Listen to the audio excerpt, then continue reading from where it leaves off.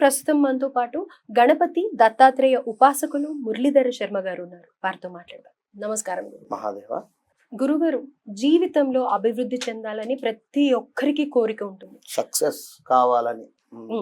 Success. So ఆ success అనేది ఒక స్టెప్ పడితేనే మనం ఏంటి అనేది ప్రూవ్ చేసుకుంటేనే సక్సెస్ ఆ ఫెయిల్యూరా అనేది తెలుస్తుంది. కానీ ఆ సక్సెస్ అవ్వాలి అని అంటే మన ప్రయత్నం మనం ఎంత చేస్తున్నా కానీ మనకి కలిసి రాని టైం అనేది ఒకటి ఉంటుంది. సో ఆ టైం కూడా కలిసి రావాలి, మనం జీవితంలో సక్సెస్ అవ్వాలి అని అంటే గనక ఏం చేయాలి అని. ఇక్కడ టైం కలిసి రావాలి అని మీరు ఒక మాట అన్నారు. ఈ టైం కలిసి వచ్చేటువంటి సందర్భములో భాగంగా మనము టైం కలిసి రాకుండా చేసుకునే సందర్భాలు కూడా ఉంటాయి. మనము చేతులారా చేసుకుంటాం కొన్ని.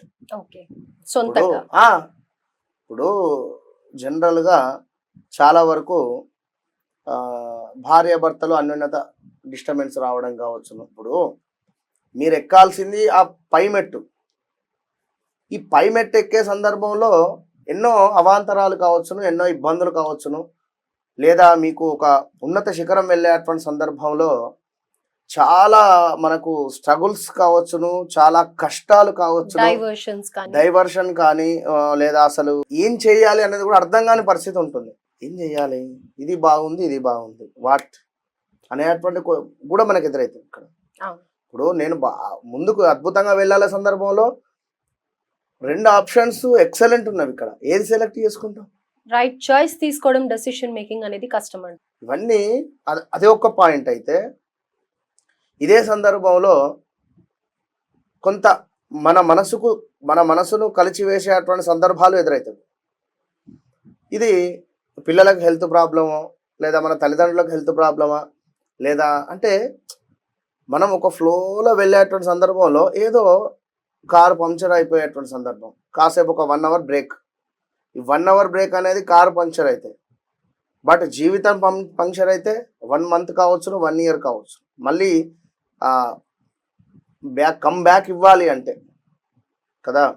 కనుక ఎప్పుడైనా కూడా నేను చెప్తా, ఒక 5 థింగ్స్ అంటే 5 విషయాలను మీరు గమనిస్తూ ముందుకు వెళ్ళండి. 5 విషయాల పట్ల మీరు యూనివర్స్గా ఉండండి. అంటే ఒక కృతజ్ఞతాభావంతో ఉండండి. ఇప్పుడు కొన్ని వేల మంది కూడా మన వీడియోస్ చూస్తున్నారు.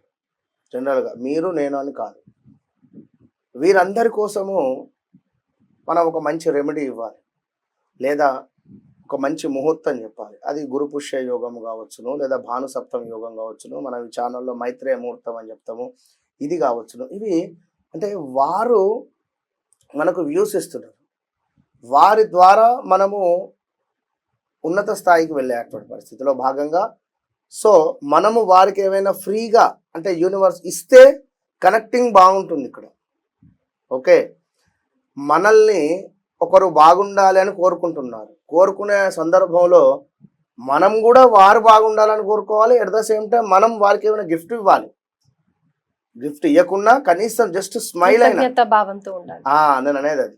కనుక ఇక్కడ మీ జీవితంలో మీరు ఈ స్థాయికి ఎవరి ద్వారా వచ్చారు, మిమ్మల్ని ఎవరు ఇక్కడ నిలబెట్టారు, అండ్ మీరు మీరు చేసేటువంటి జాబ్ కావచ్చును, మీరు చేసేటువంటి వృత్తి కావచ్చును, మీరు చేసేటువంటి బిజినెస్ కావచ్చును, మీరు చేసేటువంటి ఏదైనా పనిలో భాగంగా బీజం ఎక్కడ పడింది, ఎవరు మీకు గురువు, వారిని ఎప్పుడు మర్చిపోవద్దు.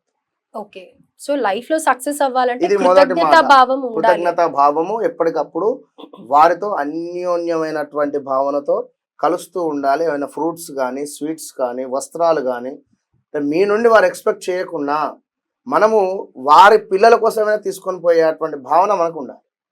నేను తీసుకువెళ్తే తను తీసుకోలే అనే భావన కాదు.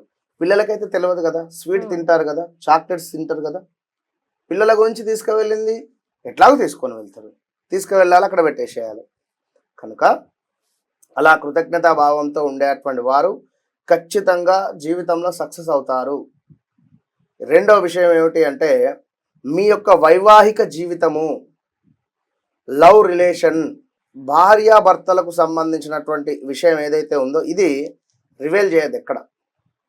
ఇది మా భార్య గొడవ పడుతుంది, నాతో చిరాగ్గా ఉంటుంది, తను నాకు తెలియకుండా డబ్బులు ఎవరికో ఇచ్చేసింది, తను నన్ను లాస్ చేసేసింది, లేదా నా భర్త నేను చెప్పకుండా ఇన్వెస్ట్మెంట్ చేశాడు, లాస్ అయిపోయింది, ఎట్లా, ఇలాంటి టాపిక్స్ ఇవి వేరే వ్యక్తితో మనం పంచుకోవద్దు. ఇంటి విషయం మన విషయాలు బయట పెట్టకూడదు. నా కొడుకుకు మార్క్స్ తక్కువ వచ్చాయి, నా కొడుకు అసలు చెప్పినట్టు వింటలేడు, లేదా నా కూతురు ఎవరినో ప్రేమిస్తూ ఉంది, నా కూతురు ఎవరితోనో మాట్లాడుతూ ఉన్నది, ఇవి ఎప్పుడైతే మనము గడప దాడుతున్నాయో ఇక్కడ ఇంట్లో ఎక్కువ నెగిటివ్ ఉండే ఛాన్సెస్ ఉంటాయి. మీ ఇంట్లో సక్సెస్ రేటింగ్ తక్కువ అయ్యే ఛాన్సెస్ ఉంటాయి. ఇది గమనించుకోండి. సో మళ్ళీ ఆ ఎదుటి మనిషి కనిపించినప్పుడు వాళ్ళు అదే ఆలోచన, అదే ఫ్రీక్వెన్సీ ఉంటుంది కాబట్టి మనల్ని అదే దీంతో చూస్తాడు, మనలో కూడా ఆ నెగటివిటీ ఎక్కువ అయిపోతుంది. మనం రేపటి కాలంలో ఎంతటి టాప్ పొజిషన్ కు పోయినా కూడా వాని మనసులో అదే కనబడుతుంది. కనుక మీరు ఖచ్చితంగా మరొక విషయం ఏమిటి అంటే, మనకు వచ్చేటువంటి ఆదాయం ఎక్కడి నుండి వస్తుంది? మీరు బిజినెస్ చేస్తున్నారా, జాబ్ చేస్తున్నారా, లేదా అసలు ఆ ఆదాయం కూడా ఎప్పుడు ఎవరికి చెప్పద్దు. పలానా దగ్గర నేను ల్యాండ్ అమ్మినా ₹1 కోటి వచ్చింది, అందులో 2% కమిషన్ వచ్చింది నాకు, నువ్వు ఎప్పుడైనా అమ్మినవారా అంటాడు కూడా. గొప్పలు ఇవి ఎందుకు చెప్పుకోవడం? వచ్చినాయి, ఆ 2 లక్షలు తీసుకొని పోయినావా, మీ భార్యకి ఇచ్చినావా, మీ ఇంట్లో పెట్టినావా, అయిపోయింది. గొప్పలు చెప్పేవాళ్ళు కొంతమంది అయితే అసలు ఎప్పుడూ లేవు అని చెప్పేవాళ్ళు కొంతమంది. ఇదొకటి. మరొక విషయము, ఇంకేదైనా కావచ్చును, ఇలాంటి సందర్భాలలో ఎప్పుడైనా మనకు వచ్చేటువంటి ఆదాయం గురించి చర్చించద్దు, ఇది గుర్తుంచుకోండి. ఇక మూడో విషయం ఏమిటి అంటే, మన డబ్బు, మన ప్రాపర్టీస్. పలానా దగ్గర మొన్ననే కొన్నా, పలానా వద్ద విల్లా కొన్నా, పలానా వద్ద నా బ్యాంక్ బ్యాలెన్స్ ఇంత ఉంది, లేదా మొన్నటి దాకా ఇంత ఉండే, నా బంగారం మొన్న ఇంత ఉంది, ఇంత కొన్న చెప్పొద్దు. దయచేసి చెప్తున్నాం, సీక్రెట్స్ ఇవి దగ్గర పెట్టుకోండి. అంటే సక్సెస్ కావాలి అనుకునేటువంటి వారు, టాప్ పొజిషన్లో ఉండాలి అని అనుకునేటువంటి వారి యొక్క లక్షణాలు ఈ విధంగా ఉంటే ఈ విధంగా ఉండండి అని చెప్తున్నా. నేను ఉన్నంతలో హ్యాపీగా ఉన్నా, నేను ఒక విల్లా కొనుక్కున్నా, నేను ఒక కారు కొనుక్కున్నా, నాకు చాలు అనుకునేవారు మీరు చెప్పుకోండి. ఇక మనము ఎవరితోనైతే సంతోషంగా ఉంటున్నాము, ఎవరిని కలిస్తే ఆనందంగా ఉంటున్నాము, మనము మన యొక్క మైండ్ బ్రెయిన్ వాష్ కావచ్చును, మనం రీఛార్జ్ కావచ్చును. ఇప్పుడు నైట్స్ పడుకుంటేనే మన బాడీ అనేటువంటిది ఒక రీఛార్జ్ అయ్యి మళ్ళీ ఉదయం మొత్తము మనము చాలా స్పీడ్గా పని చేసుకుంటాం, ఉదయం నుండి సాయంత్రం వరకు, సాయంత్రం నుండి మళ్ళీ రాత్రి ఇంటి దాకా ప్రయాణం వెళ్ళిన తర్వాత అలసిపోవడాలు, మళ్ళీ ఫ్రెష్ అప్ అయ్యి కాస్త టిఫిన్ చేసి పడుకోవడము, మళ్ళీ నైట్ అంతా ఈ పడుకునేటువంటి సందర్భంలో చక్కగా బాడీ రీఛార్జ్ అవుతుంది, ఉదయం ఎంత రిఫ్రెష్గా ఉంటామో అదేవిధంగా నేను పలానా వ్యక్తిని కలిస్తే సంతోషపడతా. ఆ వ్యక్తి గురించి మనం ఎప్పుడు చెడుగా చెప్పొద్దు, ఆ వ్యక్తి గురించి మనం ఎక్కడ చెప్పొద్దు. రైట్. ఇక మరొక విషయం ఏమిటి అంటే, మీ లక్ష్యాలు, మీ గోల్స్. అరే నేను పలానా విల్లా కట్టాలి, పలానా కారు కొనుక్కోవాలి, లేదా పలానా వాడితో పలానా సినిమా తీయాలి, ప్రొడ్యూసర్గా నేను ఉండాలి, లేదా నేను ఇది సాధించాలి, నేను అమెరికా వెళ్ళాలి, నా గోల్ ఇది.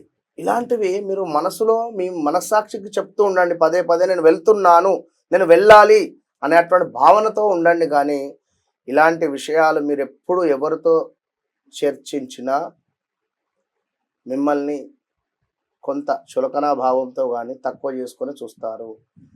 కనుక ఎవరితో వద్దు, మీరు అద్దం ముందు కూర్చొని మీరే మాట్లాడుకోవచ్చు. కనుక ఈ విధమైనటువంటి ఇవి సూచనలు అనుకుంటారో, రెమెడీస్ అనుకుంటారో ప్రేక్షకులు, లేదా మరేమైనా అనుకుంటారో, జీవితంలో సక్సెస్ కావాలి అని అనుకునేటువంటి వారు ఇవి పాటించండి. తర్వాత మీరు నాకు కింద కామెంట్ పెడతారా, కాల్ చేస్తారా, మీ ఇష్టం, open challenge. Right. So remedies పరంగా కాకుండా మార్పు అనేది రావాలి కాబట్టి ఫస్ట్ ఈ మార్పులు చేసుకున్నట్టయితే డెఫినెట్ గా సక్సెస్ అనేది వస్తుంది అనేది ఈరోజు చాలా అద్భుతంగా తెలియజేశారు గురుగారు. Thank you so much.